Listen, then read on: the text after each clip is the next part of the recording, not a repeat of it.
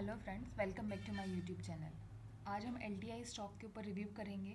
कुछ दिनों पहले एल के स्टॉक के ऊपर एक कंप्लीट टेक्निकल एनालिसिस का एक वीडियो मैंने बनाया था और उस वीडियो में काफ़ी कुछ हमने सीखा था कि ये स्टॉक अभी किस लेवल पर अभी ये ट्रेड कर रहा है और आने वाले टाइम में हमें ये किस तरीके से परफॉर्म होते हुए ये दिखेगा। तो आप ये वीडियो देखने से पहले उस वीडियो को आप देख लीजिए और उस वीडियो का लिंक जो है आपको आपकी स्क्रीन पर फ्लैश हो जाएगा। आप पहले उसको क्लिक करिए और उस वीडियो को देखिए और उसके बाद में आप इस वीडियो को देखिए। जब दोनों वीडियो को आप कनेक्ट करेंगे तो आपको एक कंप्लीट एनालिसिस, एक साइकोलॉजी, आपको काफ़ी कुछ चीज़ें समझ में आएगी। अदरवाइज़ अगर आप ये वीडियो देखेंगे तो ये वीडियो आपका किसी भी काम का नहीं है, क्योंकि अगर आप लर्न कर रहे हैं, वीडियो देख रहे हैं, कहीं ना कहीं इसका ये मतलब ये है कि आप एक लर्निंग प्रोसेस में हैं। अभी कहीं ना कहीं आप उस स्टेज में हैं जहाँ आप सीख रहे हैं, ट्राई कर रहे हैं।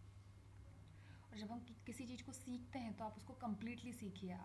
आधी चीज़ें, अधूरी चीज़ें डेंजर होती है, उससे कभी भी हमें कोई बेनिफिट नहीं होता है। ये देखिए, यहाँ पर हमने वीकली चार्ट पर एनालिसिस किया था और सपोर्ट रेजिस्टेंस हमने ड्रॉ किए थे। 200 मूविंग एवरेज का हमने यूज़ किया था। देखिए यहाँ पर एक रेंज हमें बनते हुए देखिए, इस रेंज के ऊपर हमने लाइन ड्रॉ कर ली। अब हम जाते हैं डेली चार्ट के ऊपर, क्योंकि हमने स्टॉक सिलेक्शन कर लिया था, हमें एंट्री करनी थी। अभी देखिए यहाँ ऊपर जाने की कोशिश की, फेल हुआ। अगेन सेकेंड टाइम इसने ट्राई किया, फेल। थर्ड टाइम ट्राई किया, fail. And this is the fourth time इसको ब्रेकआउट किया इसने। ब्रेकआउट करने के बाद में ये नीचे आया, नीचे के आने के बाद में ये ऊपर गया। यहाँ पर हमें ये जो पुल बैक मिला है, ये पुल बैक हमें बहुत ज़रूरी है। जब भी आप किसी स्टॉक में एंट्री करते हैं तो एंट्री, जब भी आपको ब्रेकआउट मिलता है या आप एंट्री करते हैं तो आप थोड़ा सा रिट्रेसमेंट का वेट करिए, पुल बैक का वेट करिए। अगर आप रिट्रेसमेंट का वेट करते हैं या पुल बैक का वेट करते हैं और उसके बाद अगर आप एंट्री करते हैं तो आपके प्रॉफिटेबल होने के चांसेस काफ़ी बढ़ जाते हैं। यहाँ पर आप लाइव एग्जांपल देख लीजिए। अगर यहाँ पर ये स्टॉक इस हॉरिजॉन्टल लाइन के ऊपर एल ने यहाँ पर एक क्लोजिंग दी, हमें काफ़ी अच्छी क्लोजिंग थी, हाई वॉल्यूम यहाँ पर आया, क्लोजिंग दी, और इसके ऊपर अगर हम एंट्री करते इस कैंडल का लो अगर हमारा स्टॉप लॉस रहता तो देखिए यहाँ पर हमारा स्टॉप लॉस ट्रिगर हो जाता। तो इन सारी चीज़ों को हमें ध्यान रखना है। इस स्टॉक ने ब्रेकआउट दिया, ब्रेकआउट इसको जहाँ तक जाना है उसको जाने दीजिए। कब जब भी कोई स्टॉक हमें किसी भी ट्रेंड लाइन की हो या फिर सपोर्ट रेजिस्टेंस के ऊपर हमें ब्रेक करते हुए दिखता है तो सबसे पहले उसको आप एक पुल बैक का वेट करिए।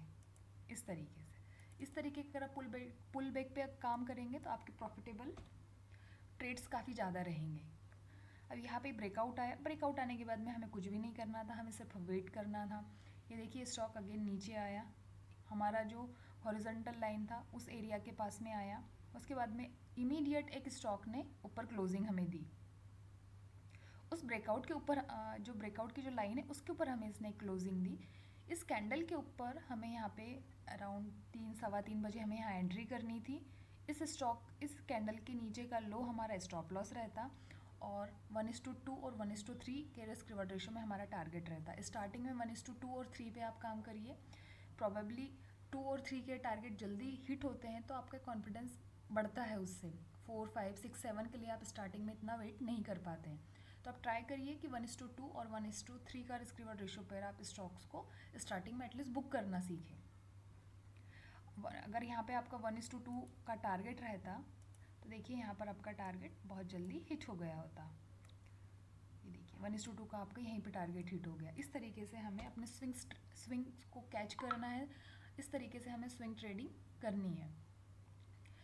स्टॉप लॉस और एंट्री और स्टॉप लॉस ये दो हमारे हमेशा फिक्स होना चाहिए, हमारे माइंड में होना चाहिए जब भी हम एंट्री करते हैं कि हमें किस तरीके से एंट्री और एग्जिट करना है। अब ये स्टॉक है जो हम ट्राई करते हैं कि हम मैक्सिमम ज़्यादा से ज़्यादा स्टॉक को राइड कर पाए, तो उसके लिए हमें अपना एक एग्जिट पॉइंट बनाना होगा। क्योंकि आप 1:2 और 3 में अगर आप करते हैं तो आप वहाँ पर एक फ़िक्स कर लेते हैं अपने आप को कि हाँ इतना हमारा टारगेट रहेगा, इतना स्टॉप लॉस रहेगा। बट अगर आपको स्टॉक ज़्यादा दे रहा है तो हमें कहीं ना कहीं ये कोशिश करनी होती है कि हम ज़्यादा से ज़्यादा स्टॉक से हम ले पाए, प्रॉफिट ले पाए। एग्ज़िट पॉइंट हमारा ये रहता है कि स्टॉक जैसे जैसे ऊपर जाता है उसको हम जाने देते हैं। अगर कोई भी कैंडल प्रीवियस डे के लो के नीचे क्लोजिंग देती है तो हमें उसी दिन 3 सवा 3 बजे हमें वहाँ से एग्ज़िट करना है। अब देखिए यहाँ से हमने एंट्री की थी, ये स्टॉक ने प्रीवियस डे के ऊपर क्लोजिंग दी, इस कैंडल ने इस डे के ऊपर क्लोजिंग दी, इस कैंडल ने इस कैंडल के बराबर में क्लोजिंग दी है, इसके लो के नीचे हमें क्लोजिंग नहीं दी है। इस कैंडल ने प्रीवियस कैंडल के ऊपर हमें क्लोजिंग दी है, अगेन इस कैंडल ने प्रीवियस कैंडल के ऊपर क्लोजिंग दी है। अब देखिए यहाँ पर देखिए, ये खैर इसमें एक बराबर की इक्वल क्लोजिंग आई है तो हम इसको कंसिडर नहीं करेंगे। यहाँ पर ये जो है ये वाली कैंडल 10 अगस्त की, इसने प्रीवियस डे के कैंडल के नीचे हमें क्लोजिंग दी है, तो यहाँ पर हमारा एग्जिट पॉइंट रहेगा। हम यहाँ पर स्टॉक से जो भी हमारा प्रॉफिट जो भी हमारा बन रहा है वहाँ से कम्प्लीटली हमें प्रॉफिट बुक करना है, दैट्स इट। अगर हम यहाँ पर रिस्क रिवॉर्ड रेशो देखते हैं तो यहाँ पे हमारा रिस्क रिवॉर्ड रेशो देखिए 1:2.8 2.9 समथिंग के आसपास हमारे यहाँ पर रिस्क रिवॉर्ड रेशो आ रहा है। तो इस तरीके से हमें अपने प्रॉफिट को मैक्सिमाइज़ करते आना चाहिए, ज़्यादा से ज़्यादा हमें अपना प्रॉफिट लेना है। एग्जिट पॉइंट हमें पता होना चाहिए, एंट्री स्टॉप लॉस सारी चीज़ें हमें पता होना चाहिए। मनी मैनेजमेंट के बिना कभी भी हमें सक्सेस नहीं मिलेगी। तो आप इस चीज़ का ध्यान रखिए कि जब भी आप किसी स्टॉक में अगर आप एंट्री कर रहे हैं तो आप टारगेट और स्टॉप लॉस को आप पहले ही आप अपने एक्सेल शीट में आप लिख लीजिए या समझ लीजिए, या फिर उसको अपने एक नोटबुक में आप नोट डाउन करके रखिए कि ये आपका टारगेट रहेगा, आपका एग्जिट पॉइंट रहेगा, ये आपका स्टॉप लॉस रहेगा। इस तरीके से हम एक स्विंग ट्रेडिंग में हम काम करते हैं और थोड़ा पेशेंस हमें रखना होता है, धीरे धीरे ही सही पैसा ज़रूर बनता है। इंट्राडे में अगर हमें बहुत ज़्यादा प्रॉब्लम जा रही है तो एटलीस्ट हम स्विंग ट्रेडिंग में काफ़ी अच्छा पैसा बना सकते हैं। अब यहाँ पर आप देखिए, यहाँ अगर हम यहाँ एंट्री करते हैं और ये इस एरिया पे हमारा स्टॉप लॉस रहता, हार्डली 3% का हमारा यहाँ पे स्टॉप लॉस जाता, 3 सवा 3% का, और हमें यहाँ पे टारगेट मिलता